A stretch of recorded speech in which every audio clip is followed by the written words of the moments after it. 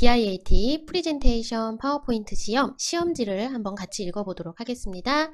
자, 이 시험지는요, 2020년 11월 28일에 시행됐던 시험지네요. 자, 시험지를 딱 받으면 제일 먼저 확인해야 될 것은 내가 지금 치르고 있는 버전이 맞는지, 그리고 과목이 정확한지부터 잘 봐야 돼요. 감독관님이 혹시 헷갈려서 한글 문제집을 주거나 그러실 수가 있으니까 항상 시험 과목 잘 확인해야 됩니다.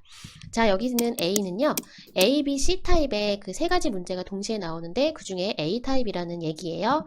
요거 잘 확인해 주시면 되고요. 시험 보기 일주일 전에 수험표가 발급이 되죠. 그러면 수험번호가 나옵니다. 자신의 그 수험표에 써 있는 수험번호 써주시고요. 자기 이름 써주시면 됩니다. 자, 밑에 한번 볼게요. 응시자 유의사항 한번 보겠습니다. 자, 응시자는 신분증을 지참하여야 시험에 응시할 수 있으며 신분증을 제시하지 못할 경우 0점 처리됩니다. 성인인 경우에는 신분증, 주민등록증, 면허증, 여권 가능하고요. 우리 학생인 경우들에는 신분증이 없으면 여권 괜찮고요. 아니면 가족관계 증명서를 출력해서 가지고 가면 됩니다. 가족관계 증명서는 인터넷으로 집에서도 쉽게 뜰 수가 있고요. 출력이 힘든 학생들은 가까운 구청이나 주민센터 가면 쉽게 뛸 수가 있어요. 자, 시스템 이상 여부를 반드시 확인해야 하며 시스템 이상 있을 때 감독위원에게 조치를 받으셔야 합니다. 자, 우리가 시험장에 가면 집이나 학교에서 연습했던 환경이랑 전혀 다른 새로운 컴퓨터에 앉아서 시험을 봐야 되기 때문에 이 키보드나 마우스가 낯설 수 있어요. 그것도 우리가 견뎌야 되는 것도 시험의 한 부분이죠. 그렇지만 키보드가 눌렀는데 작동을 안 한다거나 마우스 클릭이 너무 안 되면 바로 감독관한테 얘기를 해야 돼요. 그러면 자리를 바꿔주거나 그렇게 조치를 해주시기 때문에 시험 내내 참고하지 마시고 분명히 감독관한테 말씀을 드려야 됩니다.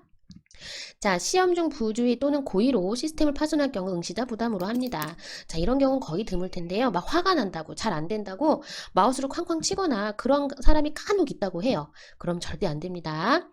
자, 4번. 답안 전송 프로그램을 통해 다운받은 파일을 이용하여 답안 파일을 작성하기 바랍니다. 자, 시험을 보러 가면 감독관이 모두 정리가 되면 각자 컴퓨터로 시험에 필요한 파일들을 보내줍니다. 그것을 사용해서 하라는 얘기예요. 작성한 답안 파일은 답안 전송 프로그램을 통해 전송됩니다. 자, 우리가 컴퓨터에서 작업을 하고 저장을 하잖아요. 저장을 내 컴퓨터에만 해두면 안 돼요. 감독한 컴퓨터로 계속 수시로 이 답안 전송 프로그램을 통해서 전송을 해줘야 됩니다. 그래야 우리 컴퓨터가 만약에 고장이 나거나 문제가 생겼으면 내가 전송했던 그 파일을 다시 받아서 작업을 이어갈 수가 있어요. 그래야 우리가 조금 더 시간도 절약할 수 있고요. 그리고 이 답안을 전송해야 그거를 가지고 채점을 할 수가 있겠죠. 그래서 감독위원님이 꼼꼼하게 다 알려주시니까 꼭 답안 전송 프로그램을 통해서 수시로 저장하고 전송해야 돼요. 전송 10번, 20번 해도 상관없어요. 불안하면 계속 전송을 하면서 작업을 하시면 됩니다. 자, 다음 사항의 경우 부정행위 처리됩니다. 저장하지 않고 저장한 파일이 손상되었을 경우 당연히 채점할 수가 없겠죠. 저장을 안 하면. 그래서 꼭 저장하고 잘 저장되는지 확인도 하면서 작업을 해야 됩니다. 자, 답안 파일은 꼭 바탕화면에 이 KAIT라는 이 폴더 안에 바탕화면 보면요. 시험 보러 가면 이렇게 폴더가 있어요. 이 폴더 안에 저장을 해줘야 되는 겁니다. 자, 그리고 답안 파일을 다른 보조기억 장치나 네트워크로 전송할 경우는 무조건 0점의 부정행위 처리됩니다. 내가 이거 가져가서 봐야지 하고 USB 꽂아서 거기다 저장해버리면 안 된다는 거예요. 자, 이거는 너무나 알겠죠. 휴대용 전화기든 통신기기 사용할 수 없습니다. 자, 진동으로 해놔도 의심받을 수 있으니까요. 무조건 시험 보기 전에 휴대폰 전화기는 끄고 시험에 임하도록 합시다. 자, 요 말은 또 슬라이드는 반드시 순서대로 작성해야 하며 순서가 다를 경우 0점 처리됩니다. 자, 이 말은 뭐냐면요. 자, 시험 문제를 한번 볼게요. 4가지의 슬라이드가 있는데요. 1번 슬라이드 문제는 1번에 해야 되고 2번 문제는 2번 슬라이드에 요 순서를 지켜주라는 얘기지 꼭 1번하고 2번하고 작업 순서를 얘기하는 건 아니에요. 그래서 어떤 친구는 선생님 저는 여기가 시간이 너무 오래 걸려요. 표랑 차트. 그러면 3슬라이드 먼저 하고 나머지를 해도 됩니다. 작업 순서는 상관이 없고요. 1슬라이드, 2슬라이드 각각의 슬라이드에 들어갈 것만 잘 넣어주면 됩니다. 그 얘기를 하고 있는 겁니다. 자, 시험지에 제시된 글꼴이 프로그램에 없는 경우 아무거나 하지 마세요. 아무거나 해도 되나? 하지 말고요. 꼭 감독위원한테 내용을 말을 해야 됩니다. 자, 슬라이드 작성 시 도형의 그룹 설정을 사용하는 경우 감점 처리됩니다. 무슨 말이냐면 친구들이 이렇게 여러 가지 도형을 해놓은 다음에 한꺼번에 움직이기 위해서 얘를 이렇게 해서 그룹을 지어놔요. 그래서 한꺼번에 이렇게 움직이도록. 요거 감점 처리된다고 다른 색깔로 딱 명시가 되어 있네요. 그쵸? 자, 시험의 완료는 작성이 완료된 답안을 저장, 전송. 아까 여러 번 얘기했죠? 저장, 전송, 감독위원이 잘 제출되었습니다. 한 다음에 퇴실해야 됩니다. 알겠죠?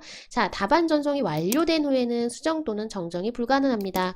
이 얘기는 답안 전송, 시험이 다 끝나고 전송이 다 끝나버리면 그 다음에는 수정, 정정이 불가능하다는 얘기입니다.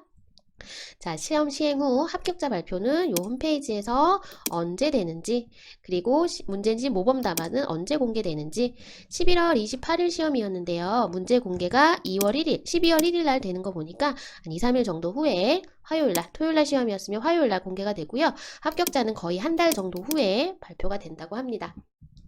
자, 시험지는 이렇게 봤고요. 첫 페이지 지금 선생님이랑 봤으니까 시험 시간에는 이거를 자세하게 다 읽을 필요는 없어요. 시간이 없으니까 이런 내용이 있구나 라고 지금 잘 알아두면 됩니다. 자, 우리 그럼 시험지를 한번 쭉 볼게요. 자, 1번 4개의 슬라이드를 만들어야 되는데 그 중에 첫 번째 슬라이드란 얘기입니다. 시험 시간은 총 40분이고요. 자, 유의사항 문제가 이렇게 있고요. 슬라이드 1번 그림과 조건들이 나와 있습니다. 그리고 슬라이드 2번 50점. 여기 보면 점수는 100점이에요. 200점 만점이 얘가 몇 점짜리 문제인지 나와 있고요. 자, 2번 슬라이드와 조건, 그 다음 장에 3번 슬라이드와 조건, 4번 슬라이드와 조건 이렇게 나와 있어요. 그래서 우리가 시험을 볼 때는 글씨가 굉장히 많죠. 두려워하지 말고 다 할 수 있고 도형 1번은 얘를 말하는 거예요. 도형 1번은 이 도형 1번, 여기 도형 1번 있죠? 이 도형을 그려야 되는 상세 조건들이 이렇게 있습니다. 이 도형을 그려야 조건들, 도형 2번은 여기 이 상세 조건을 따라주면 되는 거죠. 자, 그런데 문제를 잘 읽는 방법이 있어요. 자, 선색을 줘야 되는데 실선에 파란 강조 더 어둡게 이렇게 조건이 많아요. 글꼴 보면 글꼴은 휴먼 예체의 54 그림자 노랑 이거를 문제를 읽고 하나씩 한 다음에 오지 말고요. 하나씩 외우세요.